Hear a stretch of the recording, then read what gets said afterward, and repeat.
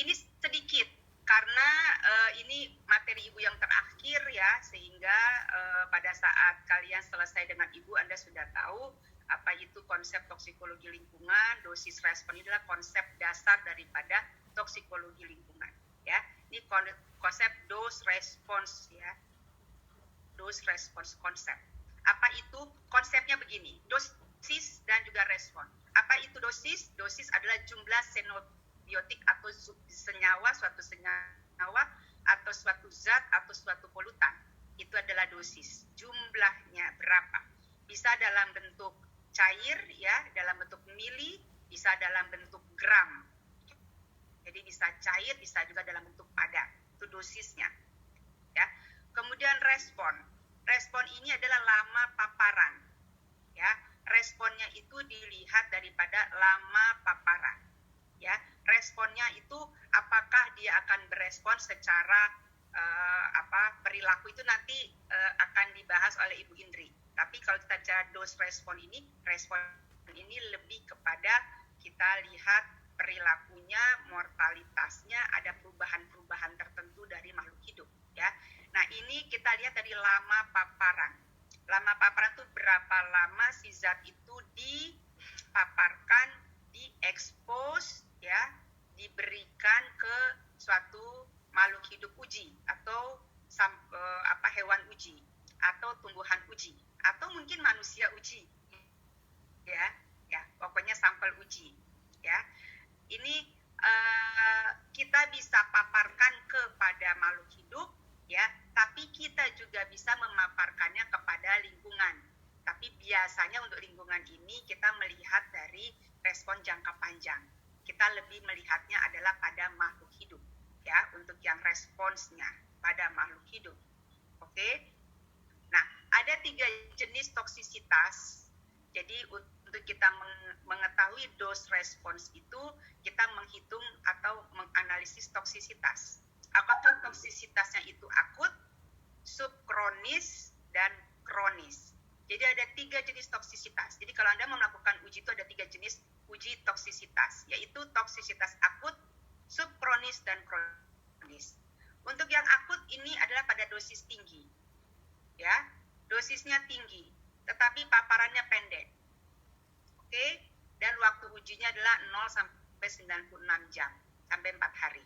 Ini adalah toksisitas akut. Jadi kalau kita mau melakukan uji toksisitas akut, Anda hanya lakukan 96 jam. Dan dosisnya itu tinggi. Gitu. Artinya kita bisa sampai dosis tinggi untuk mengetahui apakah pada dosis yang seperti ini dia akan mati nih. Biasanya kita akan melihat pada toksisitas akut itu mortalitasnya. Ya. Dan perubahan-perubahan yang lain yang kita ingin ketahui. Toksisitas subkronis, ini dosisnya sedang. Ya. Atau kalau misalnya, Bu, boleh nggak saya berikan dosis tertentu, tetapi saya ngeceknya itu untuk akut sampai dengan subkronis dan kronis, boleh. Gitu. Artinya tinggi ini ya pada suatu jumlah yang secara serta-merta mendadak kita berikan. Nah, secara tiba-tiba kita berikan dalam kondisi yang hanya sekali waktu jebret gitu ya, kita kasih gitu. Sementara kalau kronis itu dan subkronis berulang sehingga dia akan terjadi proses akumulasi. Jadi sedikit, dosisnya sedikit, hanya 0,01 misalnya mungkin mikrogram ya, mikrogram per mili. Tapi dia terus terpapar. Contohnya apa? Pekerja-pekerja industri. Ya kan? Para petani kita, dia terpapar terus dengan misalnya pestisida. Orang-orang industri terpapar terus dengan zat-zat kimia tertentu. Tapi dia hanya sedikit. Terpapar terus sepanjang hidupnya dia, mungkin sampai 2 bulan, 3 bulan, setahun, 2 tahun. Pada tahun ketiga baru kelihatan ada efeknya. Itu namanya toksisitas kronis. Sehingga untuk yang kronis ini, kita biasanya menceknya lebih dari 3 bulan.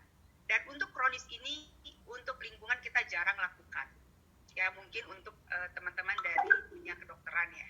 Kalau kita di ilmu lingkungan, kita lebih hanya sampai di subkronis saja. Kita hanya lihat sampai 3 bulan. Setelah itu untuk yang kronisnya silakan untuk dikelola.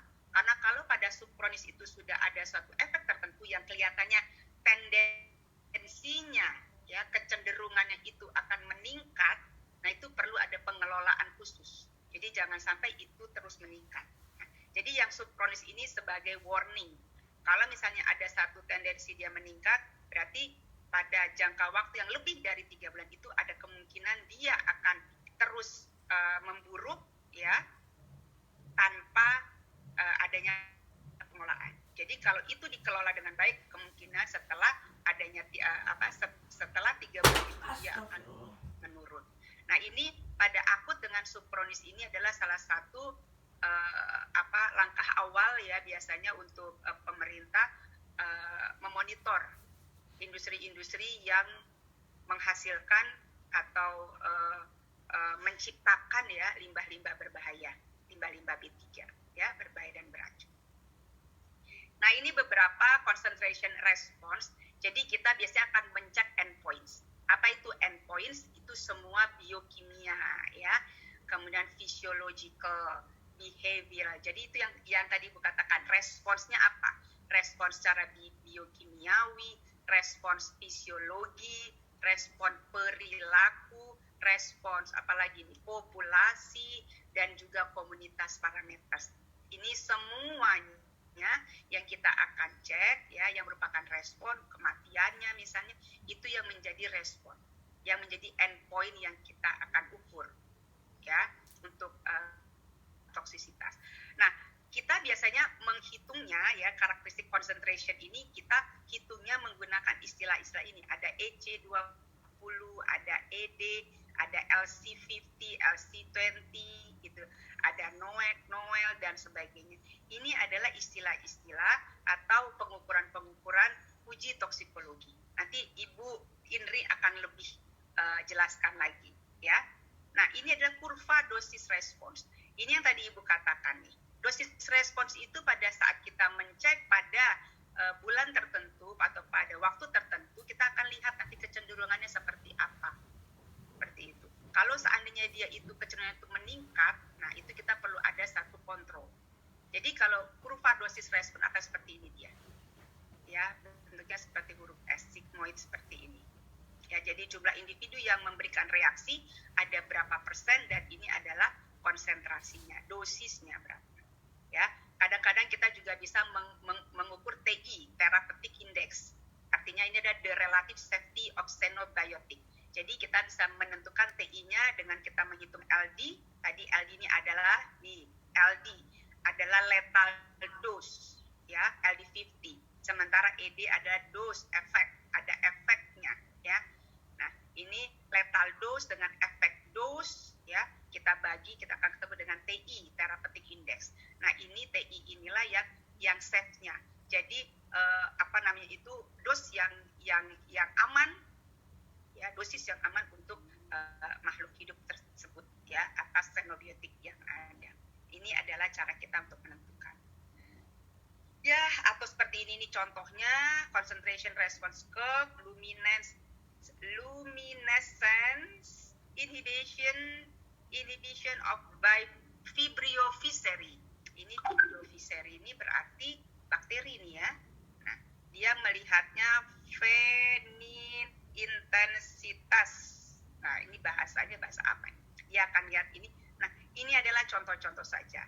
Dia mengukur EC20, EC50 ya. Kemudian dia hitung ini semua. Dan kalau Anda lihat di sini konsentrasinya sangat banyak sekali yang dia ukur.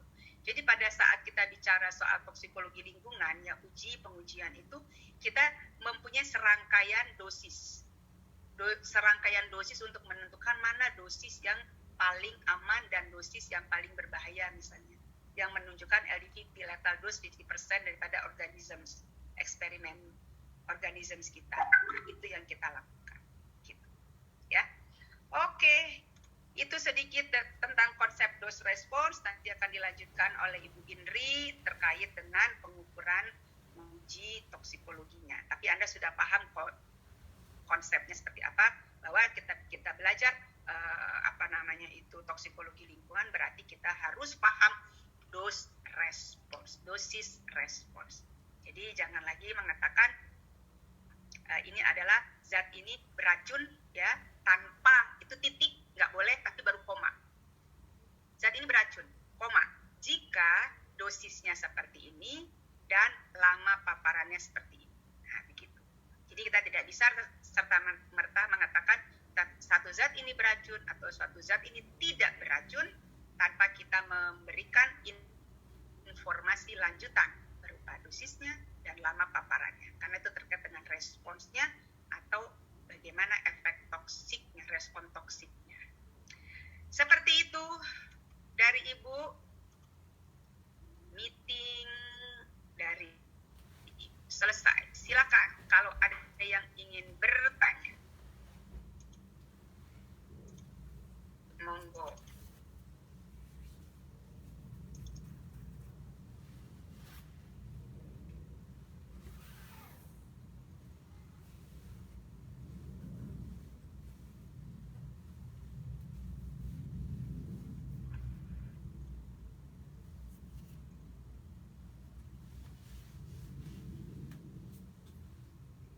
Ada yang mau bertanya?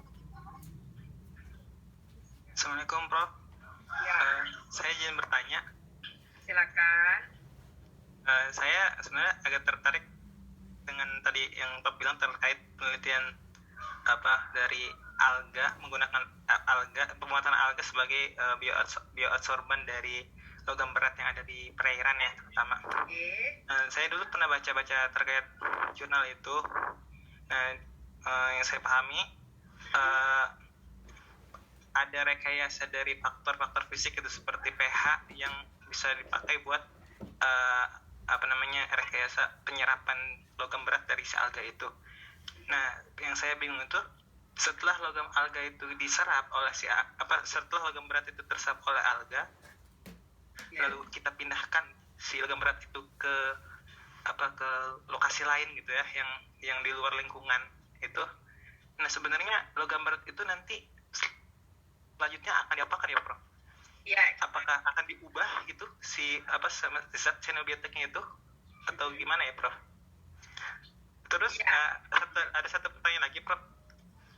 Sebenarnya kalau zat xenobiotik sudah terakumulasi di dalam tubuh biota air gitu seperti ikan misalnya, itu apa memang sudah benar-benar tidak bisa diselamatkan lagi, atau ada gitu, Prof, metode yang bisa entah secara alami dari makhluk tersebut atau dari metode dari teknologi kita gitu, dari manusia gitu, buat menghilangkan xenobiotik yang ada dalam tubuh organisme itu, Prof. Terima kasih, Prof. Oke, baik, terima kasih Samsul Rizal. Yang pertama, kalau kita bicara soal logam berat ya, sekali dia keluar dalam lingkungan, itu dia sudah tidak bisa lagi dihilangkan, dia hanya berpindah tempat. Nah, contoh misalnya kita menggunakan alga untuk penyerapan ya, adsorbennya itu menggunakan alga misalnya.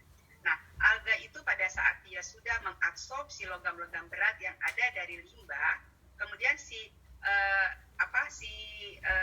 logam berat itu akan tetap ada di dalam alga tersebut. Dia akan tetap ada di sana. Jadi pada saat kita itu misalnya membuang si sampel uji kita tadi, si alga itu tentu dia akan berpindah lagi. Misalnya kita buangnya kemana? Ke perairan.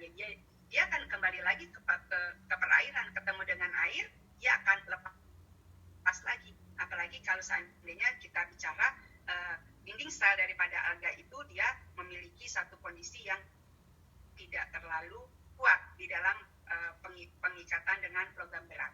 Jadi kadang-kadang dia setelah dia tuh terikat, kemudian dia akan lepas lagi.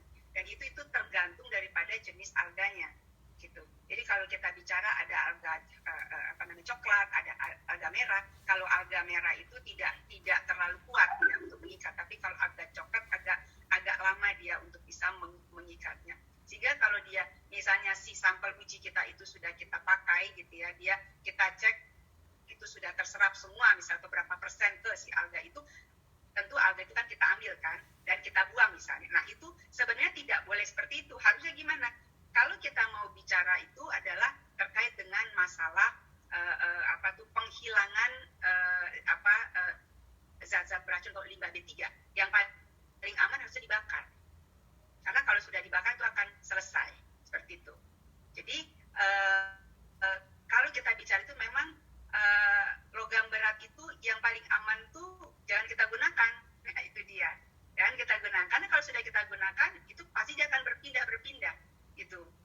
juga akan dilihat lagi, kalau misalnya kita bakar, apakah mungkin nanti dia itu akan lepas ke udara lagi? Bisa saja, tergantung daripada teknologinya. Kalau temperatur sangat tinggi sekali sampai 4000 derajat Celcius, kemungkinan dia akan hilang. Dia akan dia akan berubah menjadi, Ibu juga kurang ini ya, harusnya dia akan hilang atau dia akan hancur ya, dia akan hancur seperti itu. Tapi ada kemungkinan kalau memang suhunya itu tidak dan ada faktor-faktor fisik lainnya, dan dia akan terjebak lagi di filter. Nah, bagaimana kita penanganan filter? Jadi sebenarnya panjang. Jadi makanya kalau di dunia ini sebenarnya ya, kalau kita sudah bicara soal logam berat, itu kalau sudah keluar gitu ya, ya sudah. Makanya nuklir itu pada saat nuklir itu ditemukan, itu berbahaya, itu jangan sampai keluar harusnya. Makanya kalau kita lihat di film-film, ya para peneliti hebat, para profesor hebat tuh dia menghasilkan suatu benda, pada saat itu dia cek, ternyata benda ini daya ledaknya luar biasa, tidak boleh keluar dari lab saya udah selesai. Nah, itu hal-hal kayak gitu, jadi itu sama dengan logam berat. Nah, bagaimana teknologinya? Biasanya kalau makhluk hidup, kalau kita manusia, itu kalau Anda baca materi Ibu yang kemarin, kita ada satu proses di dalam tubuh untuk ekskresi. Ya, bisa melalui keringat, bisa melalui paling ini adalah ginjal, ya kan, dan juga ada hati kita untuk menetralisir. Tetapi itu tidak semuanya, tidak 100%. Ya, pengeluaran dari tubuh pun juga logam berat itu hanya 3% saja.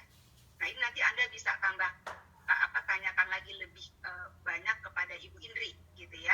Ada proses-proses fisiologi yang ada di sana karena dia adalah dokter hewan gitu. Nah, jadi itu hanya 3% yang bisa keluar dari tubuh kita. Nah, di tubuh kita itu ada ginjal, ada hati. Kalau misalnya itu terus-menerus itu bekerja, tentu akan aus, akan rusak, akan muncullah berbagai penyakit. Oke, kita tidak bicara manusia. Jadi manusia itu untuk mengeluarkannya, kalau kita banyak menerima atau terpapar toksik, ya kita harus detoxnya. Anda kan anak-anak muda sekarang tuh kita harus perlu detox gitu kan, makan yang enak dan sebagainya. Tapi salah satu adalah yang paling ilmiah adalah Anda mengeluarkan suatu proses ekskresi dari zat-zat toksik yang ada dalam tubuh melalui keringat dan juga air. Jadi air yang keluar dari tubuh kita itu adalah salah satu pengeluaran ya, atau detoksifikasi atau desorpsi dari zat-zat toksik yang ada dalam tubuh. Nah, kalau kita bicara soal ikan itu tentu dia akan berakumulasi di sana. Ya, kerang-kerangan. Ikan pun juga dia ada mengeluarkan ekskresi juga dia. Nah, tetapi jumlahnya tidak banyak. Ya, jumlah tidak banyak. Sehingga kalau dia sudah terakumulasi di makhluk hidup, ikan atau misalnya kerang-kerangan ya, riset Ibu kerang-kerang itu logam berat itu sudah ada di sana cukup banyak dan berakumulasi, itu kita kurangi, jangan makan banyak-banyak seafood yang memang terkontaminasi atau dibudidayakan di perairan yang terkontaminasi. Tapi kalau ditanya lagi, Bu ada nggak sih Bu teknologi yang gini? Ada. Ibu saat lagi di Jepang itu ya, ada satu profesor yang ngomong sama Ibu karena Ibu paparan itu. Bu, gampang Bu, kalau yang ini kan Ibu katakan di Indonesia khususnya di Jakarta ini yang Ibu katakan kerang-kerang itu sudah banyak sekali yang terkontaminasi oleh logam berat. Terus dia menghampiri Ibu, Prof, itu gampang Prof, kalau kami itu ya saya sudah pernah coba, tapi belum coba secara ilmiah nih, dia katakan. Anda rendam saja itu dengan CaCl2 dengan kapur, sehingga itu kapur itu nanti akan menyerap lagi, jadi itu akan keluar dan akan terikat lagi dengan kapur gitu, sehingga makanan itu akan aman. Oke, tapi kalau kita mau bicara lagi next, ya what next, sudah terikat oleh ini, jadi ada di larutan kapur, itu larutan kapurnya berarti ada logam berat itu, ya kan? Nah itu kalau dibuang ke lingkungan balik lagi, maka yang tadi katakan itu pasti akan loop lagi, itu ada cycle loop gitu. Makanya yang paling aman ya tidak ada logam berat, tapi nggak mungkin kan, apalagi kalau kita bicara sama anak-anak kimia, industri, nggak mungkin gitu. Nah tinggal kita bagaimana kita mengantisipasi dan mengurangi. Jadi ini juga cukup menarik nih kalau Samsul Rizal mau riset ini. proses desorpsi. Selama ini yang Ibu baca mereka menggunakan zat-zat kimia tertentu.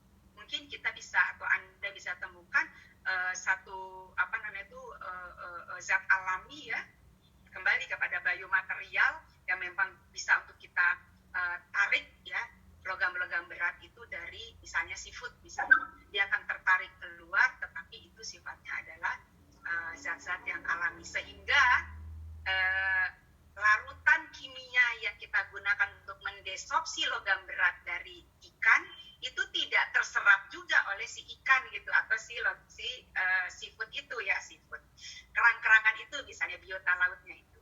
Nah seperti itu, karena ada riset waktu itu mahasiswa Ibu dengan teman dari LIPI, mereka menggunakan NaETA, natrium eta.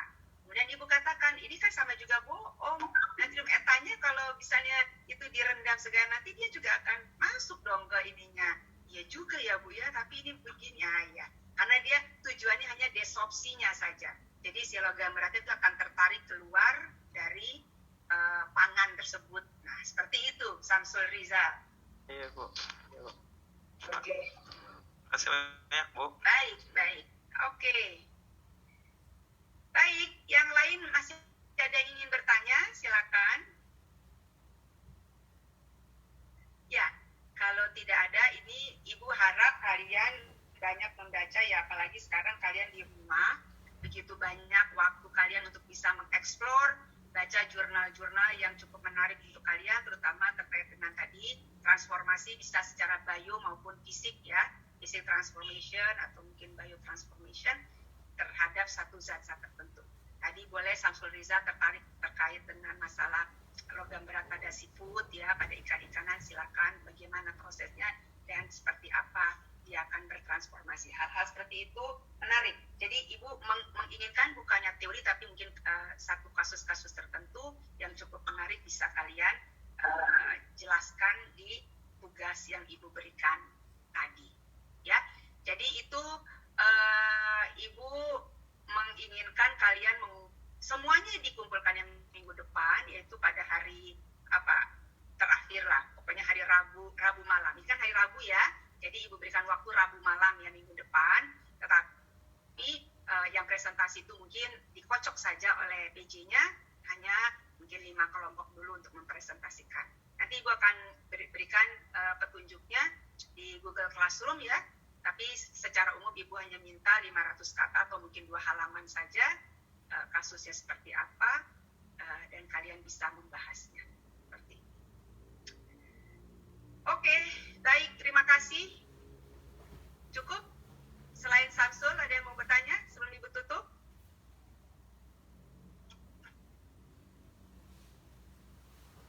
Sudah cukup, Bu.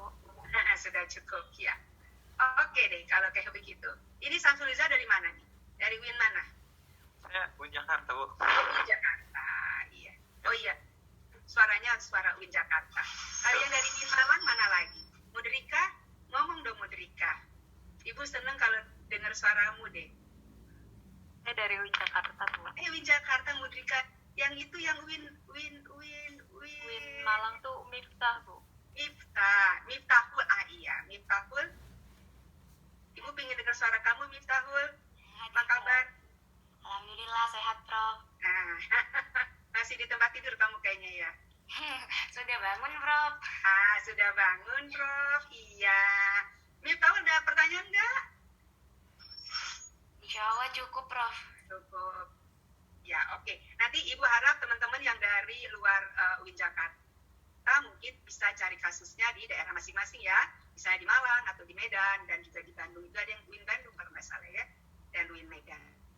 Sehingga nanti kita akan banyak mendapatkan info-info terkait masalah toksisitas ini ya, dari kondisi-kondisi yang ada di wilayah Indonesia.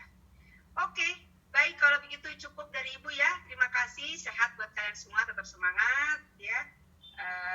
Insya Allah kita terus diberikan kesuksesan ya, dan berkah dari Allah Subhanahu wa Ta'ala. Terima kasih semua. Assalamualaikum warahmatullahi wabarakatuh.